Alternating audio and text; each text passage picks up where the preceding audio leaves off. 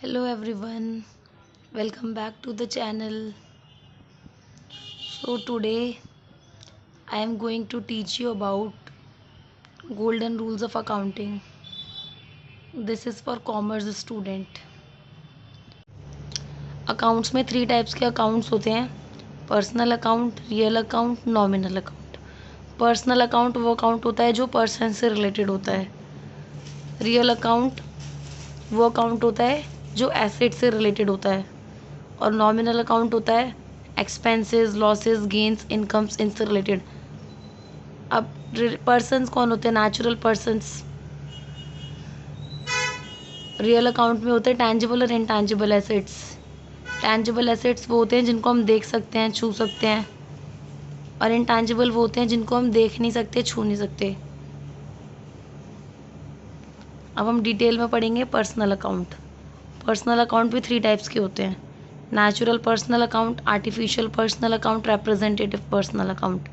Natural person कौन होते हैं? जो ह्यूमंस होते हैं, सोनिया, रमेश, राहुल, सोनू, मोनू, बहुत सारे। आर्टिफिशियल पर्सन वो होते हैं जो लॉ ने क्रिएट किए होते हैं, जिनके जो लॉ के द्वारा बनाए गए होते हैं। जैसे कोई भी कंपनी हो गई, बैंक हो गए, HDFC बैंक हो गया, कोई भी ऑर्गेनाइजेशन हो गई जो रजिस्टर्ड होते हैं। और ज़रूरी नहीं है कोई भी जो भी लॉ ने क्रिएट किया वो रजिस्टर्ड हो, इनको सबको बोलते हैं artificial person. Representative personal account वो अकाउंट होता है जो या तो कुछ पर्सन्स को रिप्रेजेंट करेगा या एक से ज़्यादा पर्सन्स को रिप्रेजेंट करेगा। इसमें इसके एग्जांपल क्या होते हैं? Outstanding rent account, prepaid expenses, accrued interest. Outstanding का मतलब होता है amount due but not paid.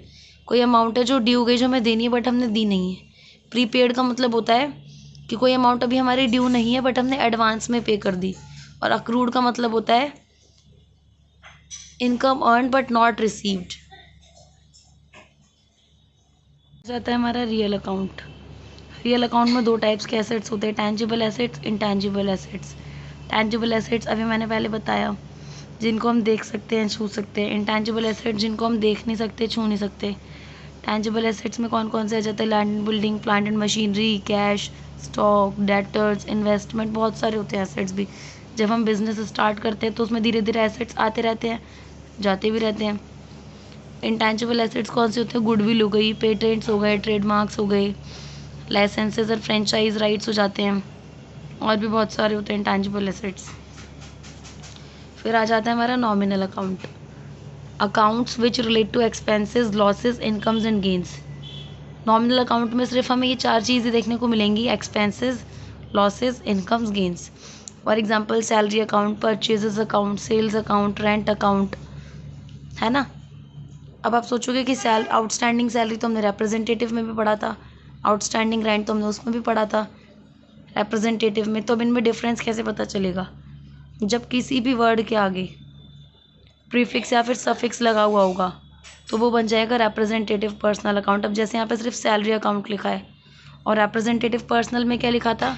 Outstanding rent account, outstanding salary account भी हो सकता है। तो जब किसी वर्ड के पहले कुछ भी लग जाएगा, आउटस्टैंडिंग हो गया, प्रीपेड हो गया, अक्रूड हो गया, तो वो क्या हो जाएगा? Representative personal account. और जब कुछ नहीं होगा तो वो रहेगा नॉमिनल अकाउंट के अंदर। आई होप इतना आपको समझ आया होगा। अब इनके रूल्स क्या कहते हैं? पर्सनल अकाउंट क्या कहता है? Debit the receiver, credit the giver. और ये डेबिट क्रेडिट क्या है? अब बिज़नेस जब स्टार्ट करते तो बहुत सारी ट्रांजेक्शन्स होती हैं, लेन देन होता रहता है। किसी भी लेन देन को, कोई भी ट्रांजैक्शन जो इकोनॉमिक पर्पस के लिए होती है उसको हम ट्रांजैक्शन बोलते हैं, हिंदी में बोलेंगे लेन देन। तो हर एक ट्रांजैक्शन का 2 इफेक्ट पड़ता है, क्योंकि हम डबल एंट्री सिस्टम फॉलो करते हैं ना अकाउंट में। तो डेबिट और एक क्रेडिट। पर्सनल अकाउंट बोलेगा डेबिट द रिसीवर, जो रिसीव कर रहा होगा वो डेबिट होगा, और जो देने वाला होगा, गिवर होगा, वो होगा credit. Debit the receiver, credit the giver. Real account कहता है debit what comes in, credit what goes out. जो आ रहा है वो डेबिट, जो जा रहा है वो क्रेडिट। और nominal account debit all expenses and losses, credit all incomes and gains. जितने भी एक्सपेंस होंगे और लॉसेस होंगे वो डेबिट हो जाएंगे, जितनी भी इनकम होगी और जो गेन्स होंगे वो क्रेडिट हो जाएंगे। अब इसको एक ट्रांजैक्शन से, एक एग्जांपल से समझते हैं। 5 ट्रांजेक्शन्स है इसमें। इसमें सबसे पहली बात तो हमें बताना है कि अकाउंट का नेचर कौन सा है, वो पर्सनल अकाउंट है, नॉमिनल अकाउंट है, रियल अकाउंट है। फिर बताना है कि कौन सा अकाउंट डेबिट होगा, कौन सा क्रेडिट होगा। 5 ट्रांजेक्शन्स कौन कौन सी है। फर्स्ट है started business with a capital of ₹10 lakh. अब इसमें क्या हुआ है, बिजनेस स्टार्ट करा है कैपिटल से। अब 10 लाख रुपए तो सच अ बिग अमाउंट, तो हम सपोज करें बैंक ही हो गए, बैंक से ही अमाउंट आई होगी उसमें हमारे बिजनेस में। तो इसमें क्या क्या चीज़ें इन्वॉल्व हो गई, बैंक और कैपिटल, तो 2 अकाउंट हो गए। अब बैंक क्या बताया था मैंने, अब बैंक कोई वो तो है नहीं, नेचुरल पर्सन, ये लॉ ने क्रिएट करा है, तो ये कौन से कैटेगरी में चला जाएगा, आर्टिफिशियल पर्सनल अकाउंट में, है ना, जाएगा तो पर पर्सनल में ही। और कैपिटल अकाउंट क्या हो जाएगा हमारा, वो भी पर्सनल हो जाएगा, क्योंकि अमाउंट तो कोई पर्सन ही लेके आया, ओनर ही लेके आया है तो वो पर्सन ही, तो वो नेचुरल पर्सन हो जाएगा। तो इसका सोल्यूशन क्या हो जाएगा, 2 अकाउंट इन्वॉल्व हो गए, बैंक अकाउंट, कैपिटल अकाउंट, दोनों का नेचर मैंने बता दिया पर्सनल। अब पर्सनल में हमने क्या पढ़ा था, debit the receiver, credit the giver. Bank account to capital account, जब बिजनेस स्टार्ट हुआ है तो बैंक में पैसा आया और कैपिटल अकाउंट से गया। कैपिटल किसको बोलते हैं, पूंजी को ही तो बोलते हैं। अब second transaction, wages and salaries paid. हमने किसी को वेजेस एंड सैलरीज पे करी है 50,000। अब इसमें कौन कौन से अकाउंट इन्वॉल्व हो गए, wages account, salaries account. Wages and salaries account एक ही होगा, और पे किससे करा होगा हमने, बैंक से। तो वेजेस एंड सैलरीज हमारे क्या हो गए, एक्सपेंस हो गए, खर्चा ही तो है हमारा जब हम किसी को कुछ अमाउंट पे कर रहे हैं। तो नॉमिनल अकाउंट में क्या बताया था, debit all expenses and losses. और बैंक अकाउंट क्या हो गया, पर्सनल अकाउंट, बैंक से पे कर रहे हैं तो, क्योंकि आर्टिफिशियल पर्सन है ये।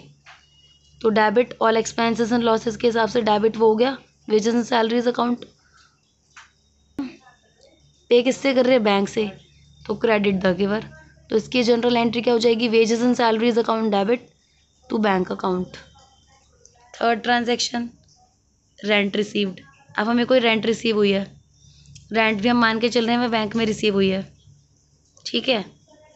अब इसमें कौन कौन से अकाउंट इन्वॉल्व हो गए, रेंट अकाउंट और बैंक अकाउंट। अब बैंक में सैलरी आई हमारी, रेंट आया सॉरी, तो बैंक क्या हो गया, पर्सनल अकाउंट होता है ना bank, artificial personal account, but हम लिखते पर्सनली हैं। तो डेबिट द रिसीवर, बैंक ने अमाउंट रिसीव करी, और रेंट अकाउंट यानी कि खर्चा है ये, तो नॉमिनल है ना। और हमारे लिए तो रेंट इनकम है, और जो दे रहा है मैं उसके लिए खर्चा है, तो हम तो अपने पॉइंट ऑफ व्यू से करेंगे ना, क्योंकि हमारा बिजनेस है। तो credit all incomes and gains, तो इसकी जनरल एंट्री क्या हो जाएगी, bank account debit to rent account. Fourth transaction, purchased goods on credit. हमने गुड्स खरीदे हैं उधार पे 9 लाख रुपीज़ के। तो अब इसमें कौन कौन से अकाउंट इन्वॉल्व हो गए, परचेजेस अकाउंट और क्रेडिटर अकाउंट, क्योंकि परचेजेस करिए तो परचेजेस, और उधार पे खरीदा तो क्रेडिटर को पैसे तो देने ही पड़ेंगे ना हमें, क्रेडिटर अकाउंट। अब इसमें परचेजेस अकाउंट, खर्चा है क्योंकि परचेजेस करिए, तो नॉमिनल। क्रेडिटर कौन होगा, कोई पर्सन ही तो होगा, तो इसलिए पर्सनल अकाउंट। नॉमिनल के हिसाब से debit all expenses and losses, तो डेबिट एक्सपेंसेस हो गए। और क्रेडिटर कौन होगा, जिसको हम देंगे पैसे, जिससे हमने उधार पे लिया है सामान, तो इसकी एंट्री क्या हो जाएगी, purchases account debit to creditor account.